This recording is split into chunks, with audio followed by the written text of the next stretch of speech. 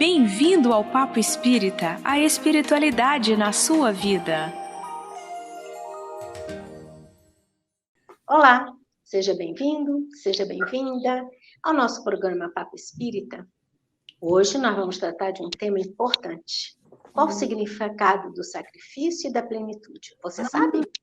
Para tratar desse assunto, nós temos aqui conosco, no nosso estúdio virtual, Thelma Alves, e um convidado bastante especial, que também é nosso professor, porque nós estudamos, né, nos programas que ele realiza e colabora, Alexandre Fontoura dos Santos, que é psicólogo, participante dos estudos de Joana de Ângeles na Associação Médica Espírita do Brasil, assim como na Associação Médica Espírita do Rio Grande do Sul, a MERGS. Além disso, ele também é colaborador nas aulas de Joana e André Luiz nos cursos da FEB, Federação Espírita Brasileira.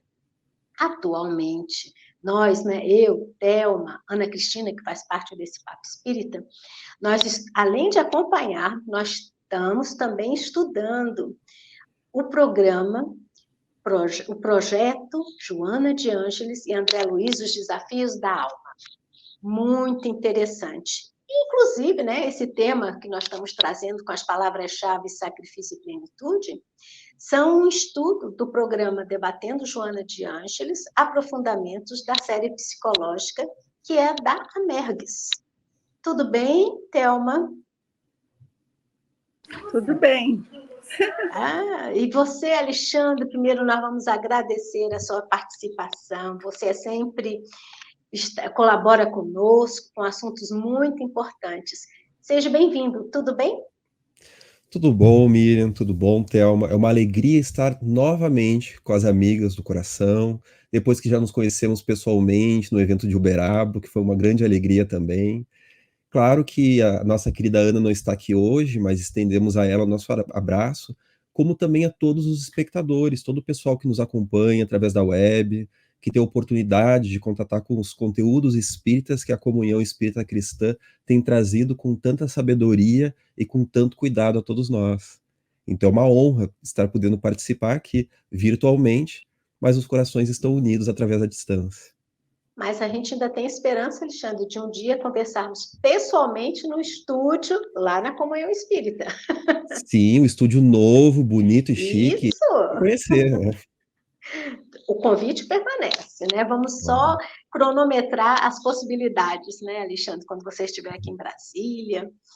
Pois bem, quando a gente pensa na palavra sacrifício e plenitude, nos parece, a primeiro momento, que são significados bastante opostos, né? Sacrifício sempre vai nos remetendo à ideia de sofrimento, de martírio, de suplício. Ao mesmo tempo, quando a gente pensa na questão de plenitude, nós nos elevamos, né? A nossa alma se engrandece, porque, de certa forma, nós associamos plenitude à imagem daquele que já se acha completo, cheio, né? Inteiro. Para Joana de Ângeles, Alexandre, Joana de Ângeles, para quem está, né, tendo primeiro acesso ao nosso programa, o Papo Espírita, Joana de Ângeles é a mentora do médium Divaldo Pereira Franco, autora de uma série psicológica que nos ajuda muito no entendimento, especialmente no entendimento de nós mesmos, né? Em relação, então, ao entendimento de Joana de Ângeles, Alexandre, se sacrifício e plenitude têm nesse senso comum, esse olhar oposto, né? Para Joana, qual o significado de sacrifício para a nossa vida espiritual e também para a nossa vida psicológica? Excelente pergunta para iniciarmos o programa, né, amigas? Porque realmente parecem duas coisas contrárias, né? Sacrifício é dor, é martírio, plenitude é realização. Não há plenitude sem sacrifício. Não necessariamente no sentido de que precisamos padecer para a plenitude. Claro que no mundo de provas e expiações, nós passamos por padecimentos, por dores, por sofrimentos que têm também o seu caráter regenerativo. Mas é em outro sentido que quero dizer. É o sacrifício no sentido de, a partir do momento, minhas amigas e o pessoal que está em casa, A partir do momento que nós identificamos que temos uma meta maior, uma meta ascensional do nosso espírito, uma meta consciencial, nós desejamos nos tornar diferentes do que estamos sendo, no sentido de realizar melhor as nossas forças, vencer más tendências, vencer maus pensamentos, sentimentos e condicionamentos que já não dizem mais respeito ao ser que nós queremos ser. A partir deste momento, é necessário que nós estejamos prontos a fazer um sacrifício no sentido de podar algumas possibilidades para que outras possam ser dilatadas. Porque nós estamos numa fantasia que no mundo de provas e expiações nós devemos ter tudo. A gente tem que ser rico, tem que ser bonito, tem que ser maravilhoso, tem que ser invejável, né? E todo mundo deixa o espírito para o final.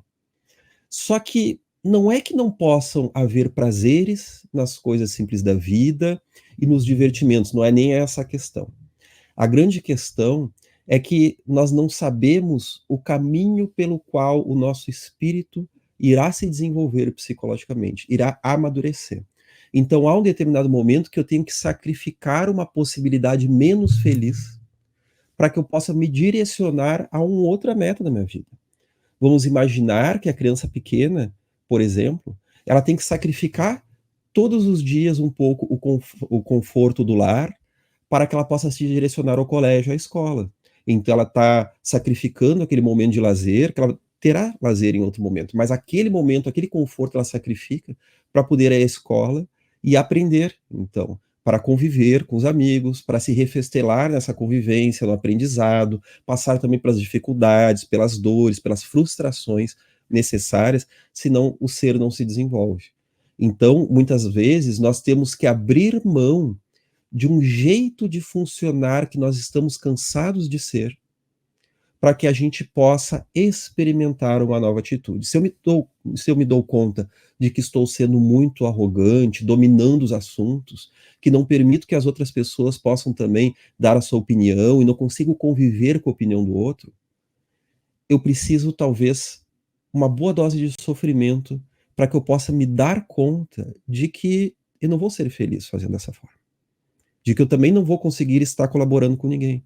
A partir do momento que eu identifico esse ponto, é necessário que eu sacrifique aquela minha vaidade gradualmente, para que eu possa, muitas vezes, suportar que eu não vou brilhar num determinado ambiente, que as pessoas são obrigadas a sempre me notar, que eu vou daqui a pouco me sentir fragilizado por uma característica, né, diante de pessoas mais inteligentes, mais bonitas, mais capazes, ou aparentemente mais capazes, que eu vou ter que suportar um pouco esse sentimento que eu tenho de fragilidade, e conforme eu vou suportando, ou seja, eu sacrifico aquela atitude automática que eu tinha sempre, aquele comportamento, e gradualmente isso vai me trazendo mais leveza, vai me ampliando o raciocínio, e eu vou conseguindo uma nova organização. Então, sem que haja esse sacrifício, nós não vamos rumar para a integração do nosso ser, para a plenitude, porque plenitude, estar pleno, é dentro das condições que são possíveis. Diz respeito a uma realização psicológica de estar com as nossas forças ativas, estar se identificando com o que nós estamos sendo, o que queremos ser, por mais que ainda haja sofrimento e muitas características que a gente segue lutando, né? As nossas más tendências, durante toda a vida na Terra, nós estamos lidando com elas. Então, Alexandre, pelo que você nos traz, né, falando sobre sacrifício, sacrifício, então, é renunciar, né? Renunciar a Uma esses ótima palavra. né? Renunciar a esses nossos desejos egoístas, movidos pelo orgulho, movidos pela vaidade. E penso também que o sacrifício a gente ainda possa estar pensando como suplício, como sofrimento, porque a renúncia é difícil, né? Quando a gente faz uma escolha, a gente renuncia a outra. E quando a renúncia é de algo desejado, parece mais mesmo um sofrimento. Mas se a gente está com um olhar para a nossa transcendência, né? O foco, aonde nós vamos chegar, né? Que essa é a nossa grande tarefa, essa renúncia significa também um mergulho para entender quem de fato sou, né? Estou aqui viajando no que você falou, imaginando que nós também, em algum momento, vamos ter esse movimento de renunciar aos valores que o mundo traz como reais, né, como verdadeiros, porque me parece que eles, em algum momento da nossa consciência, esses valores mais materiais, eles se contrapõem aos valores que a gente busca conquistar enquanto espíritos, não é? Claro, e aí, Miriam, tu tá trazendo um dos aspectos mais elaborados do sacrifício na trajetória do espírito, que é sacrificar a posição do mundo, entendendo que todos os posicionamentos, todos os cargos que nós passamos, todas as hierarquias são palcos, são espaços para a vivência da alma, para aprender, para auxiliar, né? E que nós podemos ser chamados a muitos palcos, mas sacrificar aquela ânsia de conquistar, aquela ânsia de poder para fazer a conquista interna, para conseguir realmente superar a nós mesmos, isso vai se encaixar na psicologia do Cristo. Quando ele fala, o meu reino não é deste mundo, os primeiros serão os últimos e os últimos serão os primeiros. Então, sacrificar, passar por alguns padecimentos na terra para ser coroado, entre aspas, no reino dos céus, né? Que o reino dos céus é uma capacidade do espírito, né, interior, e que vai se manifestar também em acessos a diferentes planos da espiritualidade daqueles espíritos que souberam aprender o valor da renúncia. Porque renúncia, que é uma das características do sacrifício, né, não é todas, mas é uma delas, as duas são palavras douradas. Sacrifício é uma das palavras de ouro da psicologia profunda. Vocês sabiam que sem sacrifício não há individuação? Que a individuação é o amadurecimento, a integração da personalidade, né? É aquilo que todos nós estamos destinados a fazer se nós conseguirmos lidar e nos desenvolver psicologicamente. Isso é a individuação, esse amadurecimento, nós vamos nos tornando pessoas mais íntegras, mais esclarecidas, menos conflituadas, desenvolvendo capacidades maiores, e para que haja isso, a renúncia. Então, tem muitos tipos de renúncia e de sacrifício, né? Por Por isso, exemplo, eu claro, estava pensando aqui, por isso que às vezes a gente tem, é mais fácil, né, para sentir a plenitude quando você tem essa consciência do sacrifício, da escolha, né? Porque geralmente, às vezes, tem escolhas que a pessoa não vai ter aquela consciência, né? Ela vai como se fosse uma boiada, né? Mas quando a gente começa a ter essa consciência plena, aí, de fato, a gente está buscando a nossa individuação. Não seria assim também? claro, claro, porque realmente, você falou que tem escolhas que nós fazemos, Thelma, sem nos darmos conta, por automatismo, tá? Então, na psicologia, consciência, ela parte de um mecanismo que se chama diferenciação. O que que é diferenciação? Eu vou me diferenciar entre eu e o outro, diferenciar o que é certo do errado, o que que é bom do mal. Só que isso não quer dizer só acerto. Diferenciação é um processo de vivência que a gente erra e acerta. Então, como que eu me relaciono com os meus filhos, com o trabalho e com a esposa, com os desafios da vida, com as dores do mundo, com os preconceitos sociais, com as inúmeras inimizades que há nesse mundo e dificuldades que nós enfrentamos? Eu tenho que fazer escolha, e eu vou fazendo escolhas morais que, errando e acertando, eu vou diferenciando o que que é um caminho e o que que é outro. Então, no momento que eu vou fazendo isso, toda vez que eu tomo um caminho, eu sacrifico outro. Eu sacrifico. Então, nem sempre eu sacrifico o correto, mas esse exercício é importante. Não é só um acerto. Às vezes a gente toma caminhos que nós acreditamos serem os melhores para a nossa existência. E depois, mais à frente, como diz no ditado popular, nós damos com os burros na água, né? Dá tudo errado, mas isso fica dentro de nós como um aprendizado. O espírito ganha também com esse erro. Ele amplia a sua alma através de uma outra perspectiva que ele não tinha antes. Agora ele vai poder fazer escolhas e poder sacrificar melhor. Só que nós temos uma fantasia de que nós não podemos sacrificar nada, nós queremos tudo.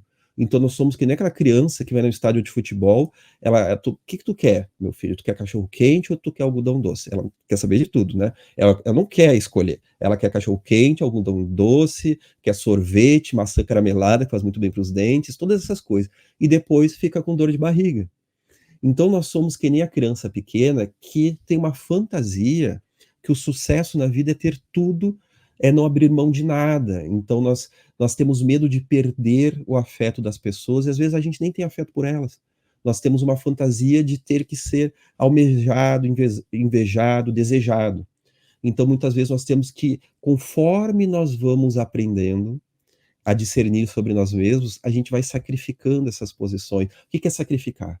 É despotencializá-las, é abrir mão de muitas coisas, assim como Saulo de Tarso abriu mão de ser aquele doutor da lei, de ter o grande mérito que foi prometido a ele, de ser o grande erradicador do cristianismo, para ele seguir por um caminho pelo qual ele já estava sendo seduzido, positivamente seduzido, claro, né? Mas ele ainda não tinha coragem moral de fazer aquela tomada de decisão, aquela virada. Então, conforme nós lemos, por exemplo, em Paulo Estevão, é percebido psicologicamente aquela mudança gradual, porque desde que ele viu Estevão pela primeira vez, ele já foi tocado. Mas o lado orgulhoso dele, o homem velho, não admitia. E ele se agarrou com todas as forças no homem velho. Até que chegou um momento que não dava mais. O homem novo já existia dentro dele e dizia assim, agora chega, eu nasci para isso. Eu reconheço esse mestre que é o Cristo. Então aquela transformação ela vinha a nível inconsciente. Era uma individuação que já estava ocorrendo, mas ela estava travada. E aquela, digamos na simbologia, aquela água represada veio com tudo e tomou conta dele. E aí ele fez uma virada de chave. Claro que tinha muita coisa ainda para fazer a partir daí. Mas foi uma virada de chave essencial, foi um movimento de sacrifício. Que sacrifício é derivado de sagrado ofício. Então foi um momento sagrado, uma transformação. Então foi uma morte feliz. Ele matou Saulo, psicologicamente falando, que é uma fala simbólica de transformar, para transformar numa nova perspectiva, mesmo que ele ia correr riscos e iria ser inimizado. Né? Pensando no que você disse, vou chamar de despertar, né, Uhum. de Paulo, né, deixando o velho Saulo, é um processo mais de consciência, né, de atenção, sim, para o nosso movimento interno, para as nossas necessidades internas, né, Alexandre? E aí fico pensando também, esse processo no qual o sacrifício vai nos ajudando no aprimoramento do nosso espírito, né, na medida em que a gente vai fazendo melhores escolhas, vai compreendendo aonde nós vamos chegar, né, qual é a nossa meta. Nós, enquanto encarnados, nós também passamos etapas diferentes de vida, talvez, vou chamar níveis de consciência diferentes, embora a gente possa chegar lá na velhice com o mesmo nível de consciência infantil, né? Imagina. Mas essa nossa idade cronológica, ela tem alguma correspondência com a nossa percepção, com o nosso despertar da consciência mais psicológica, utilizando e entendendo esse sacrifício enquanto necessário? Não sei se eu me fiz entender no que eu estou perguntando. A idade cronológica não quer dizer, né? Eu lembro que tem um primo meu que trabalha no marketing e em determinada vez, há muitos anos atrás, ele fez uma campanha que foi premiada aqui no Rio Grande do Sul, né? Que aparecia a pessoa andando no ônibus e um adulto colando um adesivo nas costas do outro, aqueles adesivos de bobo que as crianças fazem bullying na escola, e daí tinha uma frase escrita assim, né? Crescer todo mundo cresce, evoluir é outra história. Era propaganda de um cursinho pré-vestibular, né, que ele tinha bolado. Então, às vezes, a pessoa, conforme ela cresce cronologicamente, ela aprende ofícios, desenvolve conhecimentos, tem outras etapas na vida, outras vivências, mas muitas vezes ela só fica com o verniz da cultura, como os espíritos falam, né, o verniz da cultura. Então, às vezes, a pessoa tem uma palavra toda elaborada, um linguajar todo elaborado, e às vezes é a mesma alma mesquinha, a mesma alma que às vezes pode ter até um alto QI, e que todo esse QI é direcionado para a guerra, é direcionado para a conquista, é direcionado para diminuir os outros numa fantasia de que assim irá brilhar.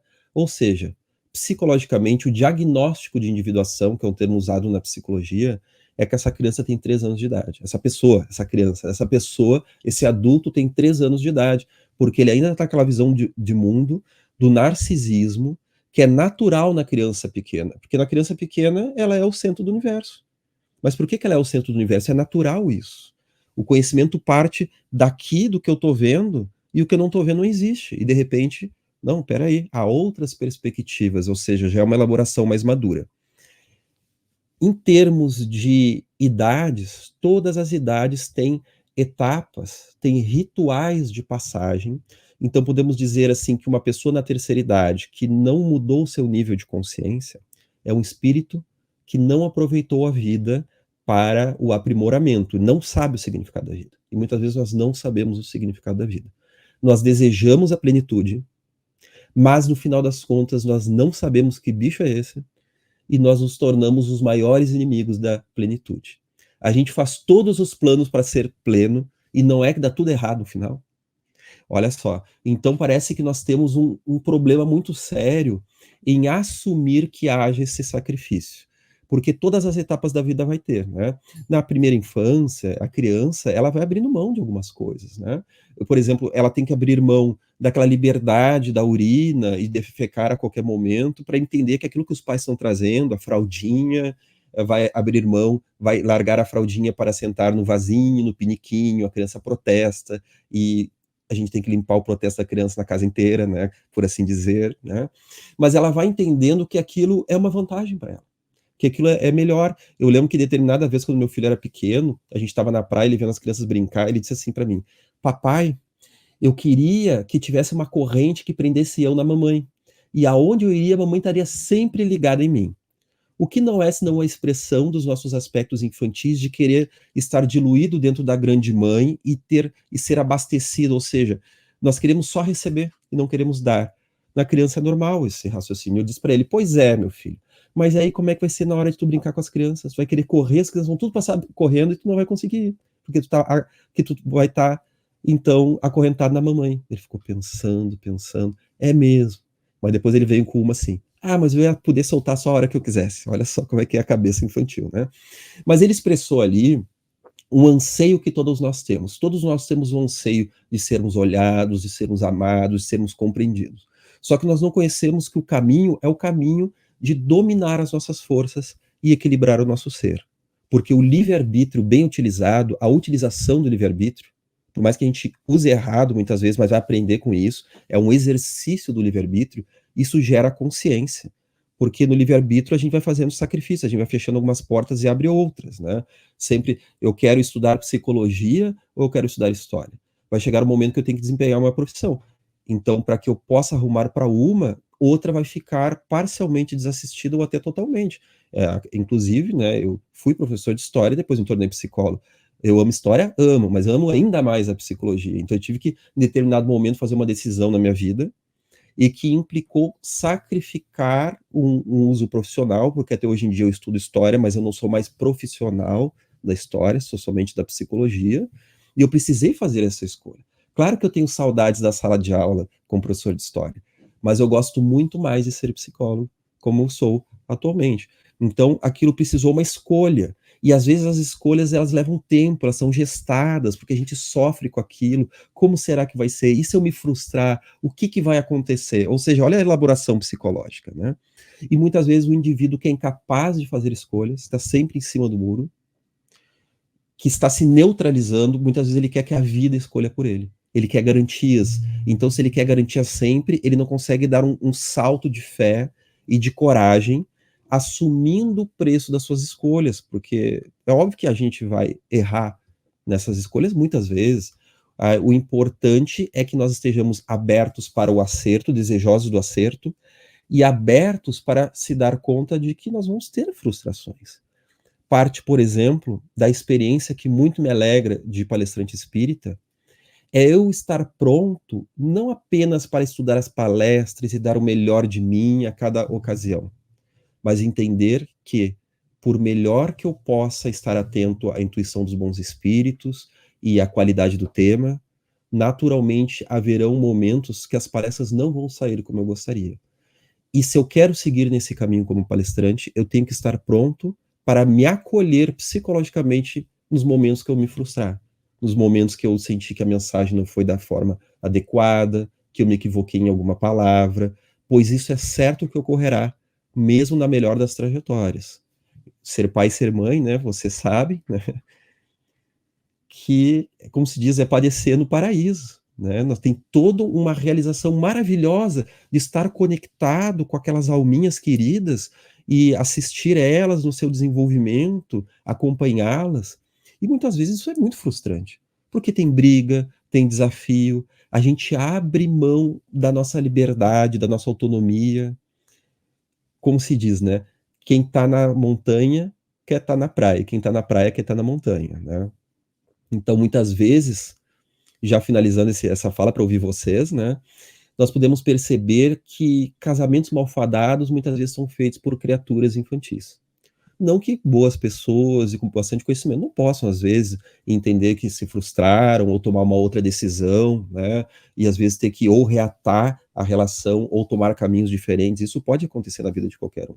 Mas é muito comum que a gente não saiba se relacionar, porque nós temos uma fantasia de que eu quero ter todas as benesses do grau de confiança do relacionamento, mas eu quero viver com a liberdade do solteiro. Então, eu quero, digamos assim, eu quero ser casado, eu quero ter uma esposa em casa que cuida dos filhos e cuida de mim, mas eu quero sair por aí e pegar todas. Posso fazer? Posso, porque isso é livre-arbítrio. Vai dar certo? Dificilmente. Porque vai haver uma frustração psicológica muito grande. Contatos sexuais geram laços afetivos. Ah, mas eu vou controlar os laços. Uma vez uma pessoa disse assim para mim, eu falei para ela assim, meu amigo, com essas descrições que tu tá dando do conflito, eu tô achando que a tua esposa, ela pode estar com ciúmes. Será que não é isso que ela tá sentindo? Não, há 20 anos atrás, quando nós nos conhecemos, nós combinamos que não íamos ter ciúmes. Parece que é um programinha de computador que a gente programa e sai tudo do jeito que a gente quer, né? Olha a fantasia e desconhecimento que nós temos de nós mesmos, né? Eu Então, acho importante. pode falar. Também só vamos interrompendo que a coisa fica mais gostosa. Bom, isso é importante, que eu achei o que você colocou, que quando você se compromete a estar com outra pessoa, você está abrindo mão de todo mundo, né? A mulher, o homem, né? Então, e essa abrir mão de estar com, né, com vários companheiros ou companheiras, não é pelo outro, mas é por você, né? Essa coisa da traição, não, isso é por você. Quando você descobre que você consegue fazer esse sacrifício dessas escolhas, e quando você realmente faz por você, é um passo que é uma maturidade que a pessoa já adquiriu, não é, Alexandre? Com certeza, Thelma, porque aí nós temos a questão dos dramas emocionais que nós causamos, famílias que destruímos. Não estamos aqui julgando se a pessoa usa a sua sexualidade de um jeito ou de outro, não é essa a questão. Mas é um anseio da alma por realizar-se. E esse anseio, ele necessita que nós possamos segurar o instinto para que ele não possa agir à torto à direito, porque o instinto é um automatismo de atitudes e ele diminui o campo da tomada de decisão e da autonomia, da consciência, inclusive no nosso organismo, no nosso cérebro, né? Os lóbulos pré-frontais, que dizem respeito à tomada de consciência e de decisão, principalmente tomada de decisão, eles se tornam mais frágeis conforme nós damos mais força ao sistema límbico e também a todo esse aspecto do sistema de recompensas, né? Em que fica muito no prazer unicamente, e daí nós vamos nos frustrar. É uma coisa que ocorre naturalmente. Nós ficamos só presos ao prazer, esse prazer passa, as dores do mundo se tornam mais latentes, mais fortes. Mas conforme nós administramos esse prazer, não é que a gente não vai ter prazer, mas nós administramos, nós podemos compor, por exemplo, no exemplo esse da sexualidade, né? Ele é apenas um exemplo, né? Que possa ter, sim, a sexualidade material, não há problema com isso. Desde que ela não seja um empecilho para o amor fraternal, para o amor da convivência, para o desenvolvimento das emoções. Porque no momento que ele não é hiperestimulado, o aspecto sexual, ele pode sim ser planificador, sem ser destruidor.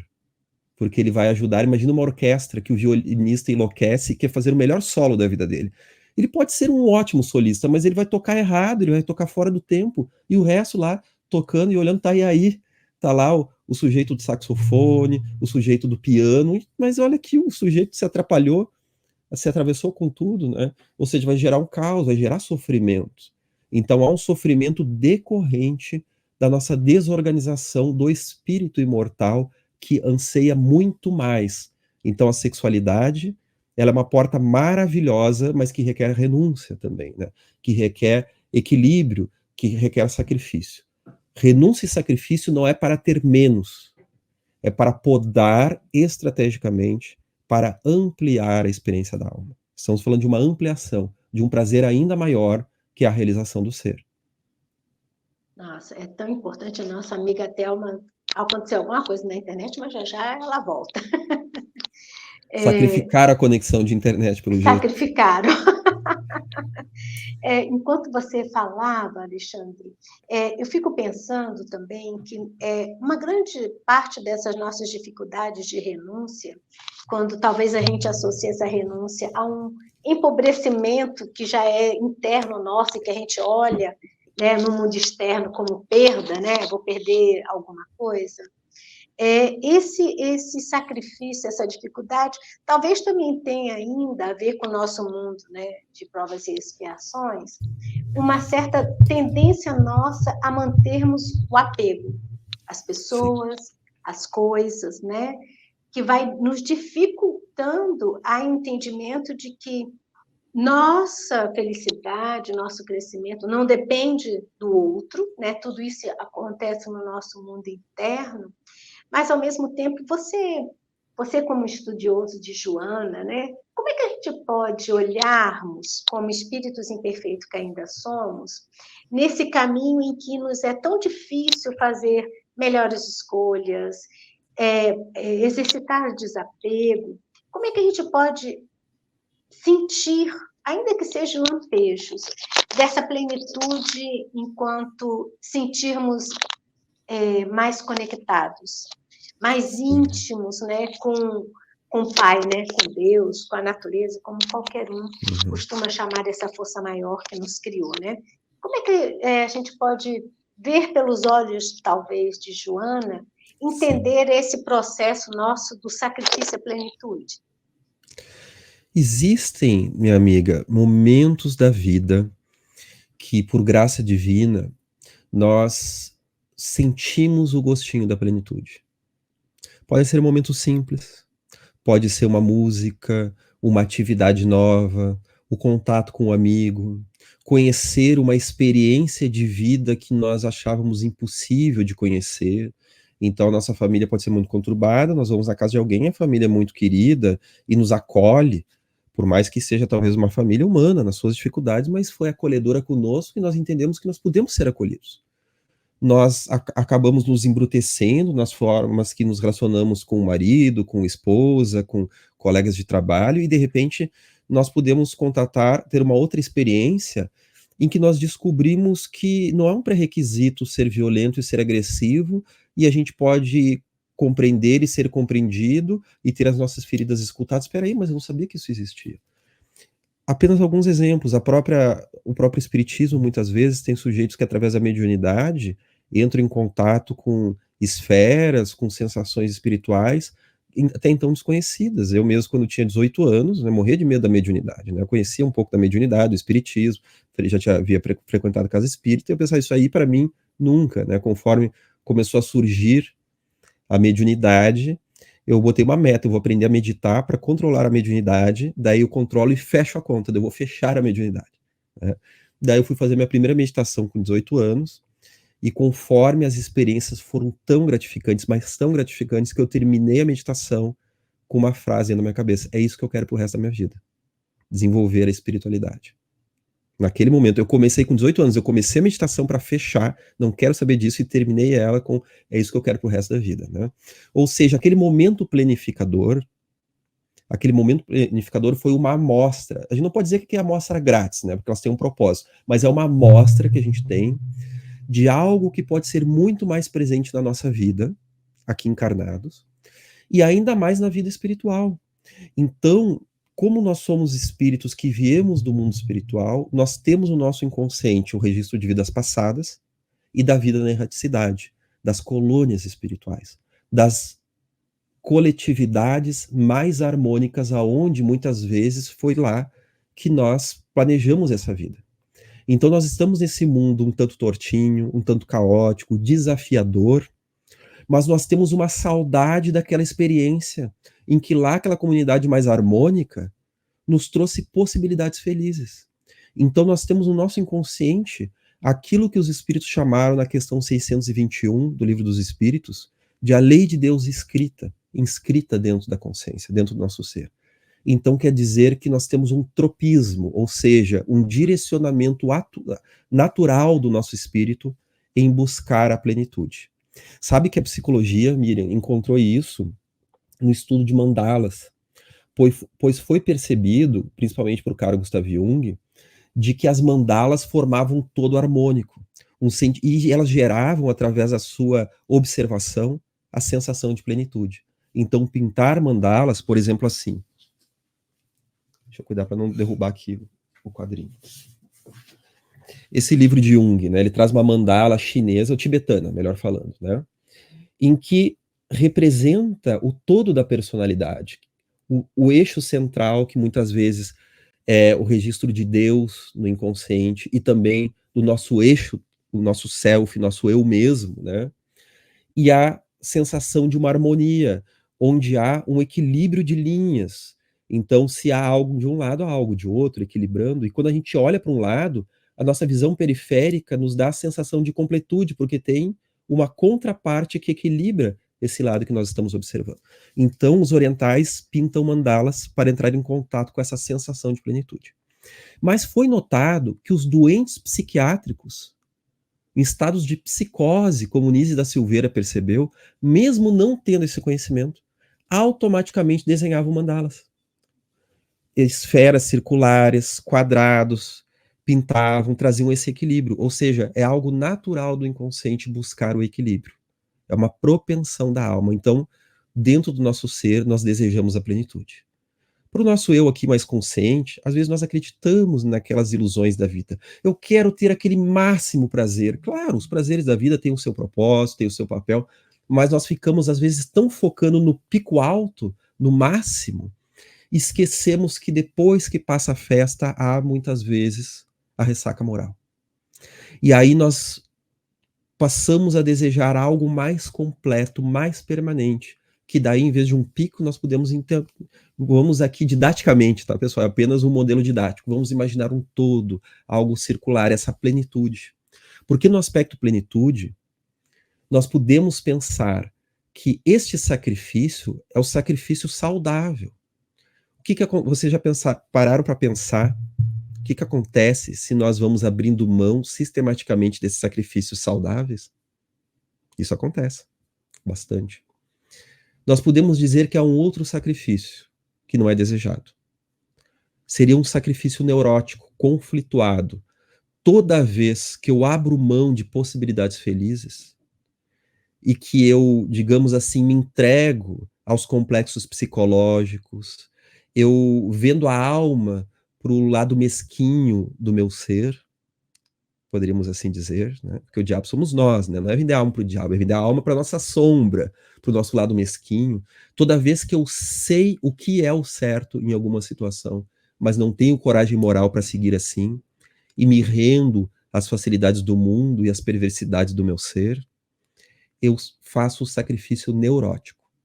Esse sacrifício neurótico, conflituado, que eu vou abrindo mão. Quantas pessoas no campo da mediunidade fizeram inúmeras promessas no mundo espiritual de que pagariam suas dívidas, servindo com amor a muitas pessoas através da mediunidade, e chegando aqui, ou abrem mão dela diante dos prazeres do mundo, ou então a utilizam com um propósito de poder, desviam isso, né? Ou seja, eu faço um sacrifício neurótico, eu sacrifico o meu caminho de elevação.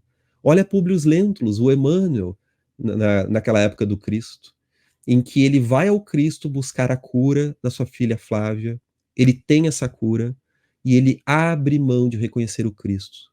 Mas Jesus já lhe dizia, cabe a ti escolher, me seguir agora ou mais adiante, o que se dá só 1000 anos depois, ele chegar no mesmo ponto em que ele estaria. E ele dizia assim, melhor seria ter me buscado durante o dia, e não na calada da noite, porque ele já sabia que era um jogo de sombra ali do senador, que ia buscar ajuda, mas não queria mostrar que estava buscando, o seu lado orgulhoso.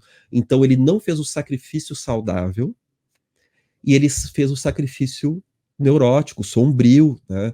Que é um sacrifício que ele sacrificou um caminho espiritual muito bom. Claro que a coletividade não ia saber compreender ele, que diante da sociedade romana seria um escândalo, seria um pretexto para a ridicularização.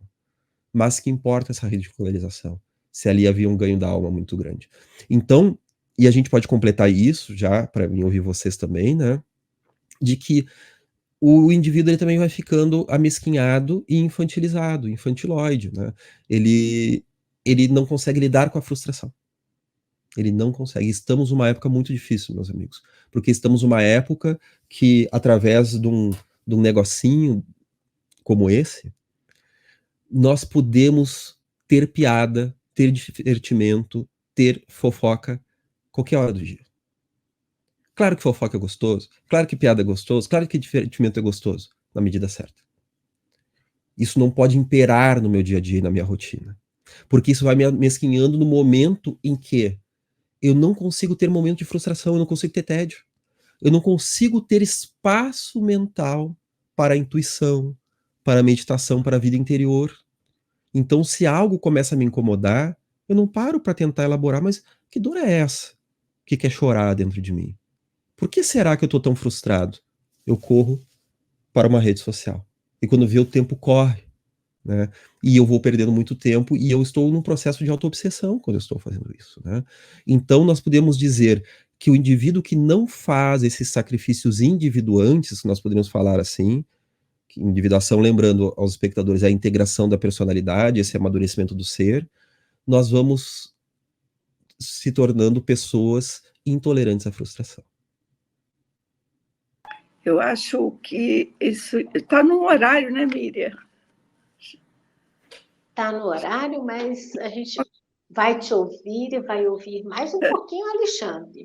Eu tenho certeza que estamos todos assim degustando esses saberes que nós estamos aqui conversando.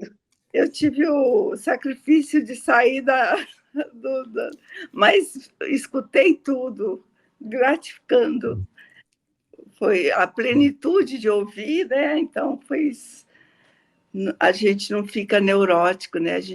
Eu saí, fiquei ouvindo, né? Bebendo de vocês dois, e aí a gente volta na medida do possível e não perde a oportunidade do trabalho, né? Então, assim, é o sacrifício, a plenitude em ação, né, Alexandre? Sim. Exatamente, porque a plenitude é possível. A plenitude, nós não estamos falando do espírito puro que vai ter chegado ao ápice do desenvolvimento humano, ao estado angelical, né, uma nova etapa daí da sua existência infinita, né? Não estamos falando de quando não vai haver mais dores, estamos falando de nós desenvolvermos áreas necessárias do nosso ser que são possíveis nessa encarnação. Ou seja, nós podemos nos planificar. Determinada vez enviei uma pergunta sobre obsessão e virtualidade a Divaldo Franco, e ele explicou sobre questões que estão vivendo atualmente, isso aí faz uns 10 anos. E ele explicou algumas questões nessa resposta, ele botou no final assim, né, que eu seguisse, né, buscando o desenvolvimento da mediunidade, né, das formas que estávamos ali conversando, e ele diz assim, e lograrás a plenitude. Sabe que eu pensei assim, nunca ninguém me disse que eu posso lograr a plenitude. É possível. Então, se uma figura que eu gosto tanto, né, são figuras assim que nós admiramos, né, está me encorajando a isso e está dizendo que eu posso, é porque eu posso. Já pensaram isso, Miriam, Thelma, que vocês também lograrão a plenitude, que vocês também são capazes e plenamente capazes de, mesmo com dificuldades, mesmo com empecilhos que podemos estar todos passando na vida, que a meta é essa. Sabe que Joana de Ângeles, ela fala, na série psicológica, que a única fatalidade é a plenitude. Isso é uma perspectiva do espírito. Porque se eu tiver uma doença mortal agora, que se chama fatalidade na linguagem humana, porque meu espírito depois segue. e vai ter outros corpos, outras vidas, e de repente aquela limitação, uma cegueira, uma incapacidade de locomoção, de digestão, doenças terríveis, até mesmo de pensamento, né? Uma deficiência cerebral. Isso vai chegar um momento que vai ficar no passado da história do meu espírito e pode chegar ao ponto de eu não precisar mais disso em encarnação alguma. Ou seja, aquilo que é fatalidade aos olhos do espírito é transitoriedade, é passageiro. E Mas é a confortador, plenitude, né, é a fatalidade. No final das contas, mais cedo ou mais tarde, a plenitude, ela é conquistada e estamos obrando para isso. Nossos mentores também estão nos inspirando, porque eles sabem que isso é possível e essa é a meta da nossa encarnação. Nossa, olha, nosso tempo realmente, como disse Thelma, o papo vai fluindo, tantas coisas a gente quer, né, escutar mais, né, a ouvir mais o Alexandre, né, Thelma? E o cronômetrozinho só diminuindo nossa disponibilidade de tempo.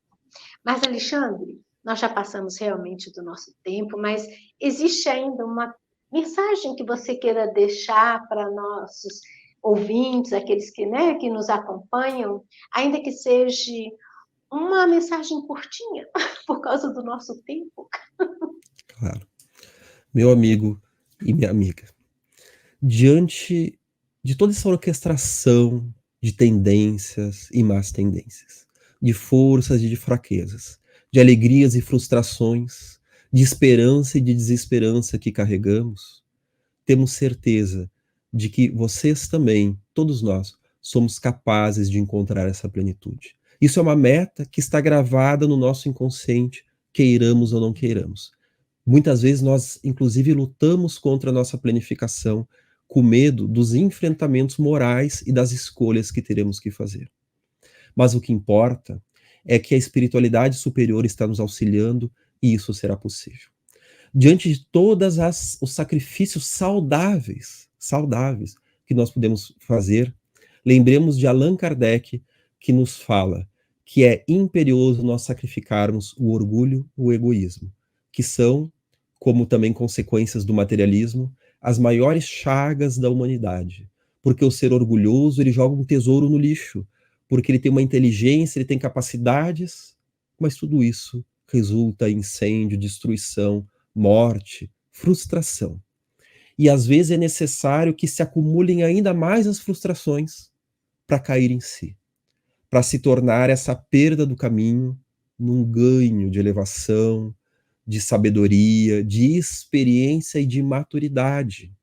Então, para que nós não sacrifiquemos as nossas melhores possibilidades, busquemos dentro das nossas forças, tudo a seu tempo, conforme nós vamos discernindo, ir aos poucos fazendo esse sacrifício que não é poda simplesmente assim, que não é castração, mas é libertação, é potencialização. É muitas vezes passarmos por momentos de renúncia e frustração que ampliarão a nossa capacidade do espírito. Como o Espírito Joana de Ângeles já nos diz, que é o sacrifício que vai nos ampliar as possibilidades de respirar o ar puro, o ar da vida, como ela fala de uma forma simbólica. E temos certeza de que todos nós somos capazes a isso. Esse é o meu voto a todos vocês e a todos nós, porque eu também preciso buscar essa plenitude tão almejada e tão sonhada e que nos é possível com toda certeza. Aos poucos vamos nos planificando, meus amigos, e teremos certeza de que não há erro se seguirmos no intuito de fazer o melhor de nós e colocarmos as mãos à obra. Alexandre, agradecemos imensamente, né, essa sua capacidade de esclarecermos, né, de uma forma tão fácil de compreender o verdadeiro sentido do sacrifício, de nos dar a esperança, né, de que é possível sentir-se plenitude ainda como espíritos imperfeitos que somos, né? Thelma, graças a Deus você conseguiu planificar-se e voltar para aqui, para a nossa conversa. Muito obrigada, Thelma. Muitíssimo obrigada pela sua participação, Alexandre, e a todos vocês que nos ouvem. Então, vamos só lembrar de dar uma curtida, né, de fazer um comentário, que isso enriquece o nosso programa e a elaboração de temas que a gente possa estar trazendo, né, para que a gente seja mais esclarecido, que possamos entender melhor. E lembramos também que a Comunhão Espírita de Brasília está com novos canais no YouTube. Os nossos papos espíritas mais atuais estão no canal TV Comunhão, que vai todas as quintas-feiras, às 18h45. E os nossos papos que ocorreram em anos anteriores, especialmente, cerca de quase já 300, Alexandre, imagine isso, né, Thelma? O quanto a gente trabalha e não percebe. Esses programas estão no canal anterior, chamado Comunhão Espírita de Brasília, também no YouTube. Então, agradecemos por vocês terem nos ouvido, espero que tenham gostado, assim como nós gostamos muito. Mais uma vez, obrigada, Thelma, e muitíssimo obrigada, Alexandre, por sua participação. Eu que agradeço. Até mais, gente.